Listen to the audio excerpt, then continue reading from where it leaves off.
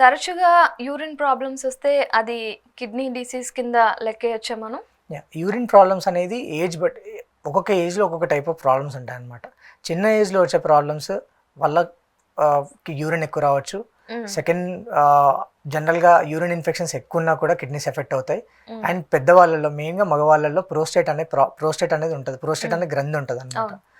ఆ గ్రంథి సైజ్ పెరిగినప్పుడు కూడా వాళ్ళకి యూరిన్ ప్రాబ్లమ్స్తో ప్రెజెంట్ అవుతారు. ఆగి రావడం, ఊరికే యూరిన్కి వెళ్ళాలనిపించడం లాంటివి చూస్తుంటాం అనమాట.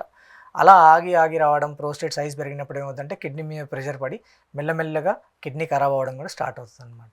సో ఏదైనా కూడా యూరిన్ ఎక్కువ రావడం, యూరిన్ మంట రావడం, నైట్ టైంలో యూరిన్ ఎక్కువ రావడం, డే మొత్తంలో ఒక 4-5 లీటర్లు యూరిన్ రావడం, ఇవన్నీ కూడా కాషన్తో చూడాలన్నమాట. అంటే పేషెంట్ దాన్ని గమనించి కంపల్సరీ డాక్టర్ని కన్సల్ట్ అవ్వాలి.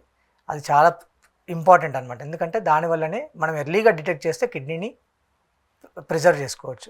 సో ఆ కిడ్నీ పనితీరుని కాపాడుకోవచ్చు. కాబట్టి ఎర్లీగా గుర్తుపట్టే ఛాన్సెస్ ఉంటాయి. కాబట్టి అలాంటి సిమ్టమ్స్ ఏమున్నా కూడా దగ్గరలో ఉన్న కిడ్నీ డాక్టర్ని కలవడం బెటర్.